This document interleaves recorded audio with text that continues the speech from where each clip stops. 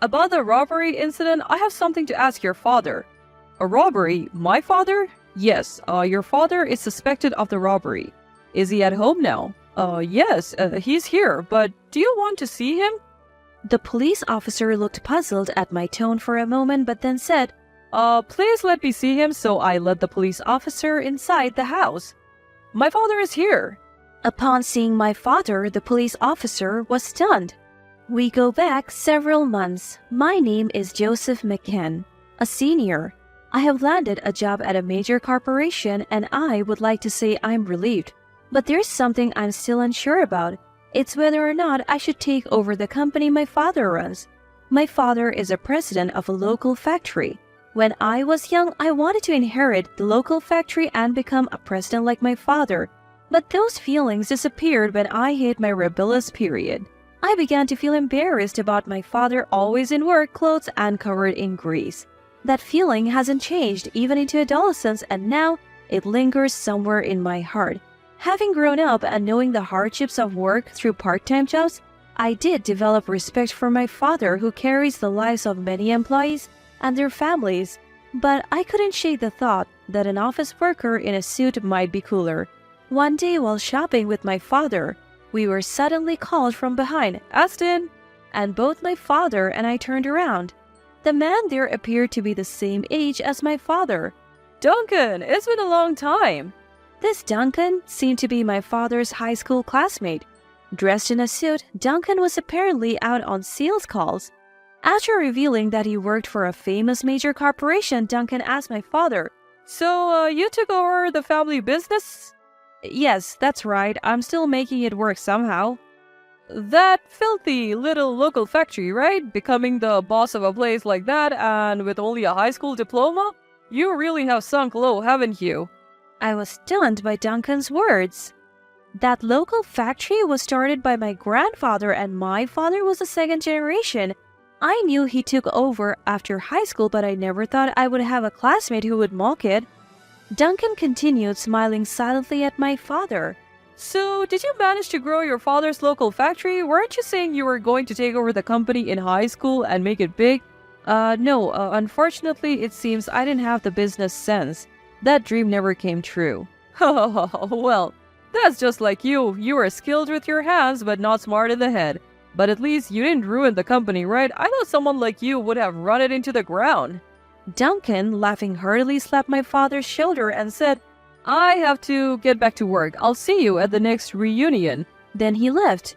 My father, who had been berated, seemed a bit awkward and said, "Well, shall we go?" and started walking to resume shopping.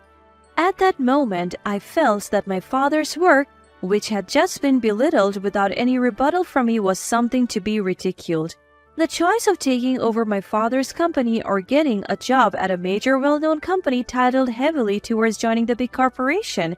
A few weeks later, my father's reunion was held. Coincidentally, the venue was the restaurant where I work part-time. It was a busy day and I didn't have a chance to serve food or drinks to the table where my father's reunion was taking place. I thought I was lucky, but after a while the opportunity arose. I felt a little embarrassed to bring drinks to my father's reunion, but since it was my job, I did so without saying anything. Our restaurant consists entirely of private booths. When I popped my head into the large room rented out for my father's reunion, my father, who was near the entrance, greeted me with a smile saying, "Oh, Joseph." "Could he be your son?" a woman nearby asked. My dad introduced me as his son, so I politely greeted, My father is in your care," and light out the drinks I brought on the table. With remarks from Dad's inebriated classmates about how my eyes resemble my father's or how serious I am like him, I awkwardly laughed. Then from a distance, Duncan noticed us and said, "We met just the other day. Joseph, was it? Planning to take over Aston's local factory?" At Duncan's boozy question, I replied with disgust yet honesty, "No, I'm still considering it." And Duncan loudly exclaimed, "Don't do it. Aston's company is nothing great. Rather than taking over a company like that, Joseph should work in a company just like me." Saying this, Duncan began bragging about his work history, but something was off. He had said he was in sales when we last met, but now he was talking about being a head of the accounting department. I felt a dissonance but kept quiet, knowing that pointing it out might cause trouble. But my drunk father's mouth was loose. It hasn't been long since we last met. Did you change departments? It's only been a few weeks since we bumped into each other. Quite a hasty transfer, huh? Sales didn't suit you? At my father's words, Duncan's usually chatty mouth stopped. A flustered Duncan nodded, saying, Yes, a dirty job like sales didn't suit me. I became head of the accounting department as soon as I transferred. That's strange. I heard that company was merged with a global enterprise and the accounting base is overseas, isn't it? As my father pointed out, Duncan's bragged about company had been merged into a global corporation. It seemed many others knew this but hadn't said anything, and laughter erupted at my father's comment. Hey Duncan, what's going on? You're the head of accounting at a merged place? Shut up. I can't stay at this gathering. Embarrassed, Duncan trembled with frustration and announced, "I'm leaving." Then he stomped out, leaving with loud footsteps. I wonder if I did something wrong, the father said. But the people around assured him that it wasn't the case and that Duncan had always been like that. Watching my father being praised for speaking his mind, I felt happy. Even though he was a bit tipsy, my dad had the guts to say what everyone else found hard to put into words. He was quite impressive. Half a year passed from that day. I was still struggling with whether or not to take over my father's company. The uncertainty deepened daily, and honestly, I was so confused that I didn't know what to do. Then one day, while relaxing at home, the doorbell rang. My mother was out, so I answered it. Yes? Hello, you're Mr. McKen, right? The visitor was a police officer in uniform. Startled, I replied in a tense voice, yes? As I began to worry about what might have happened, the police officer said, I have some questions for your father about a robbery. A robbery? My father? Yes, that's right. Your father is suspected of robbery. Is he at home now? Yes, he is here, but do you want to see him? From my tone, the police officer looked puzzled for a moment, but said, please let me see him. Here is my father. What was there was an altar and my father's photograph. I then told the stunned police officer that my father had passed away in traffic accident. I'm sorry for your loss, the police officer said, and I asked him, my father was not a person who would rob anyone. Who is suspecting my father of being a robber? I cannot share that personal information. I truly apologize for today's intrusion. After apologizing repeatedly, the police officer left. Who on earth had accused my father of robbery? I was feeling frustrated, but the answer was soon revealed. A few days later, I was helping out at my father's local factory, taking over the role since he had passed away. My mother has been filling in for my father, but she's already in her 50s, and she had only assisted my father a little in his work. It didn't feel enough to replace my father, so I was the one helping. That's when Duncan barged in. Aston, come out. Return what you stole. The factory was filled with the loud noise of heavy machinery, but Duncan shouted over it with a voice so loud that I was taken aback, and I wasn't the only one. The other workers stopped in surprise, and I spoke to Duncan. My father isn't here. Then, he's home? Call him right here. I've been robbed and I'm in trouble. I could hear a voice from among the workers asking robbed the boss, but Duncan crossed his arms and stood firm. He was angrily repeating, bring out Aston, so I asked him, my father is not the kind of person who would rob someone. Are you sure you're not mistaken? No, it was Aston. Aston must have been jealous of me working for a big company and stole my bag. Luckily, I didn't have my wallet with me, but the fact that he robbed me is unforgivable. The police are useless, so I came here myself. Let me talk to Aston. When did this robbery happen, by the way? It was about 2 weeks ago.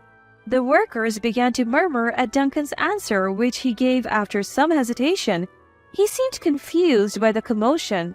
When I asked Duncan, so it was really 2 weeks ago? He seemed to lose his temper at my persistence. He started yelling, what's going on? Why do you keep checking? I told you it was 2 weeks ago. I, an elite, came all the way to the small, greasy local factory. Let me see Aston now. I felt a surge of heat in my chest at Duncan's commotion. It was unbearable to hear Duncan denigrate my father's work and the work of his employees at my father's workplace. But the worst part was trying to pin the crime of robbery on my father. My father died in a traffic accident a month ago, so he cannot be here. When I told him this, Duncan's face showed surprise and he said, "What?" I continued, How could my father, who died a month ago, rob anyone? Are you sure you were really robbed? I knew Duncan was a liar, and that came to light at the recent class reunion. I later found out from my father's classmates that Duncan had been a liar since his student days. Furthermore, a girl Duncan liked had a crush on my father, and it seems that Duncan has harbored a pointless rivalry with my father since those days. I couldn't forgive Duncan, who was trying to pin a crime on my father out of such a silly rivalry. So you're saying that he was robbed a month ago? He must have committed a robbery just before he died, right? Just as I was about to yell at Duncan, who was still persisting, I heard a shout from another direction. The boss would never do such a thing. The boss is a very serious person. That's right. The reason we are always short-staffed is that the boss teaches us skills and that encourages us to be independent. He's always thinking about his employees and clients, never about profits. He was a good person. As Duncan faltered, praise from my father came one after another. I was sincerely moved. I felt ashamed of myself for ever thinking that my father's work was embarrassing. My father was a boss who was respected by his employees and loved enough to be defended even in this situation. Duncan's eyes filled with tears as voices defending my father rose from the factory. I delivered the final blow. I will definitely consult the police about you trying to pin a false charge on my father. With that, Duncan let out a cry and ran out of the factory. After that, I went to the police to consult them about my father being framed by Duncan just as I had declared. The evidence was Duncan's statement, which had been recorded on a mobile phone by one of the employees who thoughtfully did it for us. Thanks to one of the employees recording the argument, there was evidence left. The police acted quickly since there was evidence and Duncan was caught in no time. Duncan's act of framing someone with a false charge became his crime, and he seems to be behind bars for a while. He mocked my father while he was alive and tried to pin a crime of him even after he was gone. I felt a sense of relief thinking he deserved to suffer. A few days later, a woman claiming to be Duncan's wife came to apologize to my mother and me. When I asked if Duncan's attempt to frame my father was due to what happened at the reunion, Duncan's wife sighed and told me, "That's right, it seems like something that hit a sore spot at the reunion was the cause." In fact, Duncan was a former high flyer and it appeared that he had been fired from his job. He was looking for new employment but without success, and that's when he ran into me and my father. Duncan was fixated on being an elite and told lies, but when he got drunk, he ended up telling inconsistent lies, embarrassing himself. Enraged, Duncan began to resent my father, deciding to frame him. I was utterly dumbfounded by the outrageous reasons for the lies, and it seems Duncan's wife felt the same way. She informed me that she plans to divorce Duncan. Apparently, Duncan has no children, so even if he gets out of jail, there won't be anyone waiting for him. After graduating college, as for what I did, I decided to take over my father's company. I was concerned about the company's management since my father had just passed away. But I could never forget the voices of the employees who defended my father when Duncan framed him with lies. I wanted to become a boss who is loved and respected by the employees, and that incident made me feel that way from the bottom of my heart. I was part of the business school, so I can handle the management part that my father was weak at. But I need the staff to teach me about the technology. The staff say, "We'll teach you anything for the boss's son," and they're always ready to help me. They also share a lot of memories about my father, making me realize his greatness every time. Dad, you were really an amazing person. I'm ashamed. I didn't realize it while you were alive. I'm truly sorry. I talked to his picture. I'm covered in oil stains after work. I'm ashamed of myself for thinking this was uncool. These stains were evidence of how hard my father had worked. I'll work hard to become a boss like you, Dad. I'll make sure to fulfill your dream. I talked to his picture, and it seems like my father is smiling back. I intend to work my hardest to become a boss like my father. I want to fulfill my father's dream of expanding our local factory, which has been in our family since my grandfather's time.